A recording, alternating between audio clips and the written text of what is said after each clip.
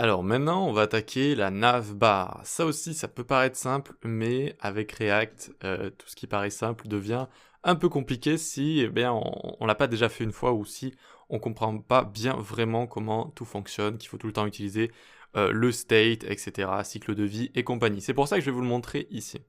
Tout d'abord, j'avais envie d'aller dans index CSS ici, et je vais tout supprimer juste ici. On va faire un reset CSS, vous savez, ceci.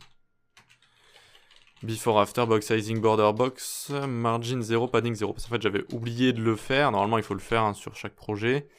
Et voilà, ça va enlever le margin qu'il y avait de base sur mon élément juste ici. Le body, on peut lui donner fond de femme sans serif ou Arial Helvetica sans serif, comme ça, pour que ce soit un petit peu plus joli. Ok. Et ce qu'on va faire, du coup, juste pour accordéon, on va remettre un peu de padding à cet élément ici, qui était celui-là. Celui-là, alors accord visible, image H2. C'était celui-là, mais j'ai pas l'impression qu'il y en ait beaucoup ici. Voyons voir. Ok, c'est bon. Un petit peu plus, et ici par exemple 17 pour voir. Ouais, c'est pas mal comme ça, c'est pas mal. Voilà, très bien. Allez, on reste sur ça, très bien. On va pouvoir attaquer la navbar désormais. Une navbar, eh bien, pourquoi c'est entre guillemets un peu compliqué à faire? Parce qu'il faut que ce soit responsive, c'est-à-dire que quand je vais réduire mon écran, il faut qu'elle se transforme en navbar qui va pouvoir être bien visible pour des gens qui sont sur téléphone ou sur tablette. Et il va falloir faire un toggle également. Donc, allez, on a du pain sur la planche, c'est parti. Hop, on se fait un nouveau dossier, navbar, control maj p, new file, navbar.js et navbar.css. On perd pas de temps, on va l'importer direct. On va l'importer ici. Import navbar from /component /navbar et navbar encore. Parfait, donc ici on va se mettre ça en commentaire et on va juste mettre notre navbar. Parfait, parfait. Donc c'est normal qu'il n'y ait rien encore, il faut faire un rfc ici, on importe notre css. ./navbar.css et on peut commencer à attaquer notre partie contenu, c'est-à-dire juste ici. Donc ça va être une nav pour tout ce qui est sémantique, on utilise l'élément nav. Ensuite, juste ici, on va avoir une liste. UL list, à l'intérieur li items, et puis on va avoir accueil, service et contact. Voilà, on fait quelque chose de simple. Juste là, tac, tac, tac, hop, contact, parfait. Et en dessous, on aura le bouton, le fameux bouton qui va servir à toggle tout ça. À l'intérieur, je vais écrire btn, mais sinon, vous mettez une icône, hein, comme d'habitude, vous mettez une icône. Donc, bon, c'est bon, on a déjà le contenu juste ici. On va pouvoir s'occuper de tout ce qui est CSS. On y va maintenant. Donc, une navbar, en général, c'est collé au plafond. Ça dépend, il y en a de plusieurs types, mais ici, on va faire la plus courante, celle qui est collée tout en haut.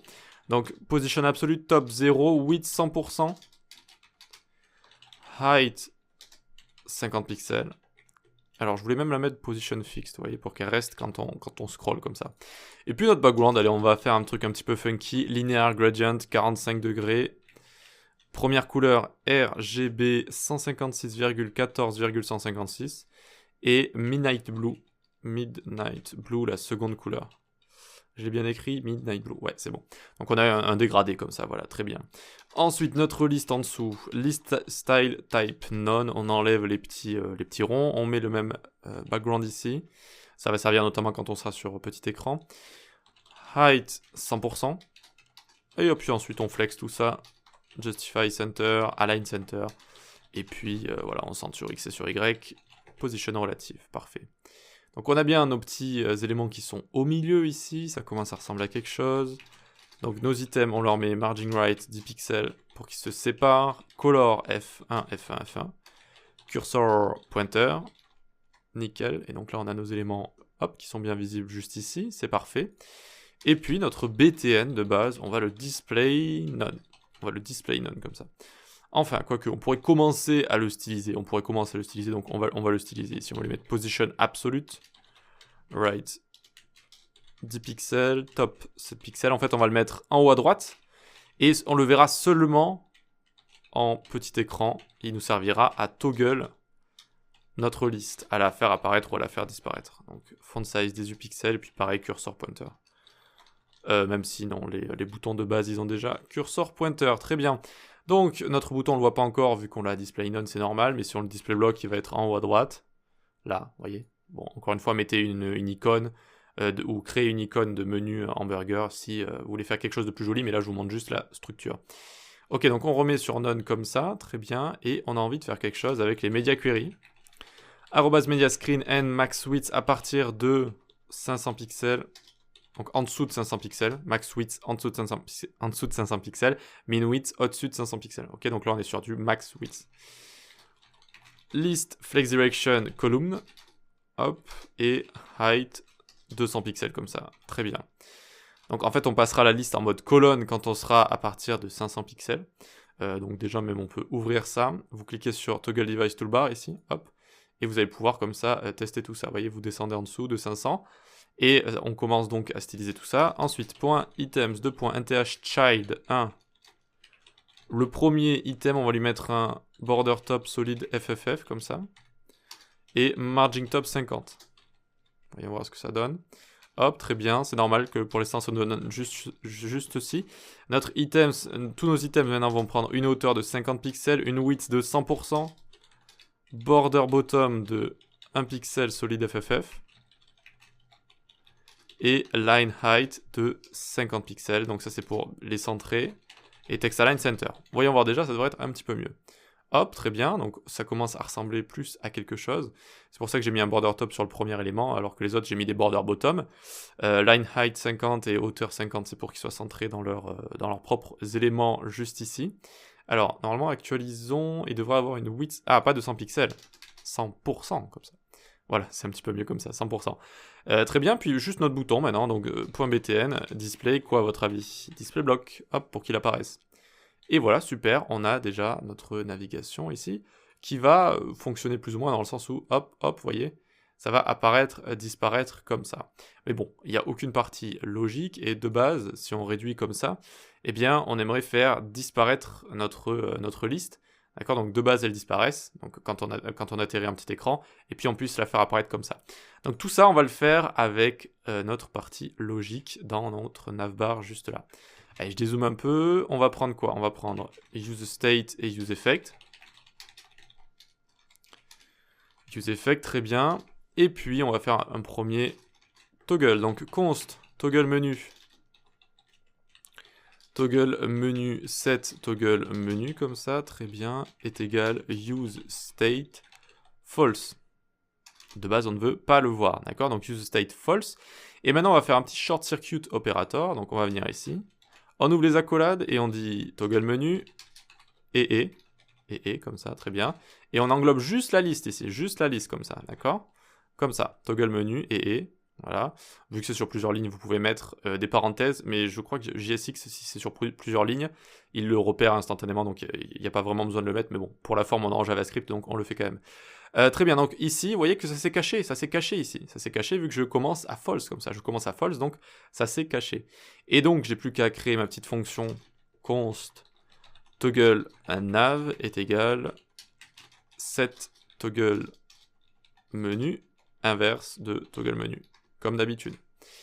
Et donc, quand je clique sur quoi? Quand je clique sur ce bouton. Donc je viens là, on click, hop, hop, hop. Parfait, je clique pour voir, et ça fonctionne. Génial, ça fonctionne. On a une première chose qui fonctionne. Mais, évidemment, si on commence déjà en grand écran, alors si on fait ceci, hop, si on commence en grand écran ici, ça va pas s'afficher, vu qu'on a fait démarrer à false et on a fait un short circuit opérateur. D'accord? Et quand on descend comme ça, par contre ça fonctionne, c'est bien. Et donc, si je ferme en petit écran, ça reste fermé. Si j'ouvre, ça reste ouvert. Mais bon, c'est pas vraiment ce qu'on veut. On aimerait que lorsqu'on arrive ici, bah déjà on voit notre menu, et puis quand on baisse, ensuite ça autorise le toggle. Donc il nous manque une dernière chose à faire, c'est gérer finalement la largeur de notre navigateur, enfin la prendre en compte en tout cas. Donc ici, on va faire maj alt / du bas, une petite duplication, largeur, et on va mettre ici cette largeur, et on le fait démarrer, alors largeur, à window.innerWidth.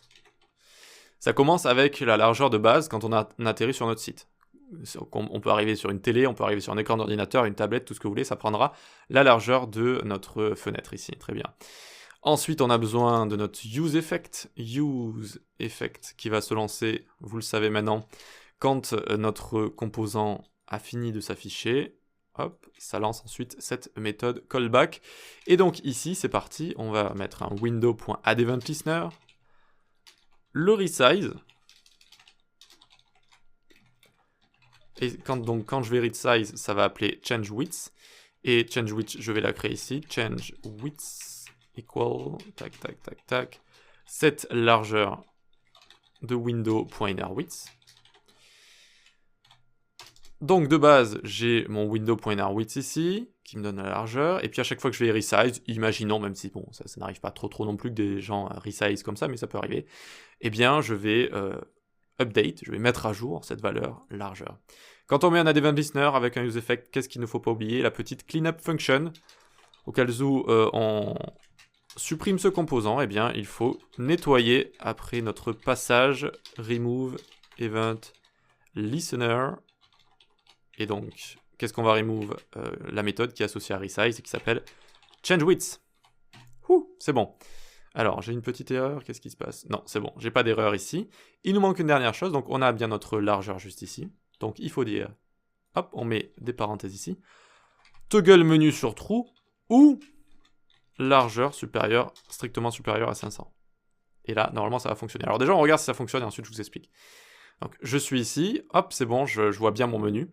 Je descends, j'ai bien mon BTN qui apparaît, je clique, ça fonctionne, clic, clic, clic, clic, très bien. Et là, hop, je reviens, ça fonctionne également. Si je laisse ouvert, ça fonctionne également. Voilà, c'est bon, ça fonctionne. Alors, qu'est-ce qui se passe? Qu'est-ce qui se passe vraiment?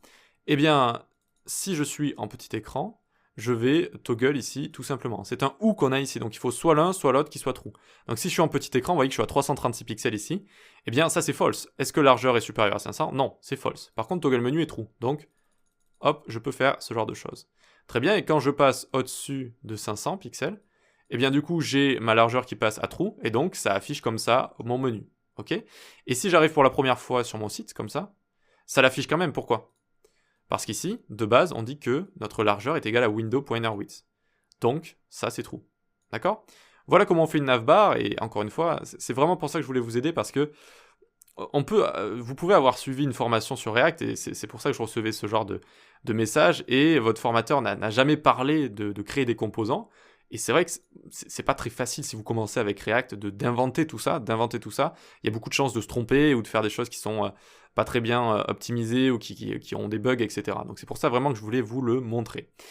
Très bien, c'est parfait. On va pouvoir passer à la suite. Comment s'occuper finalement des liens avec React? Comment donner une impression d'avoir une application qui a plusieurs pages, sans chargement, etc. On va utiliser React Router. Allez, à tout de suite.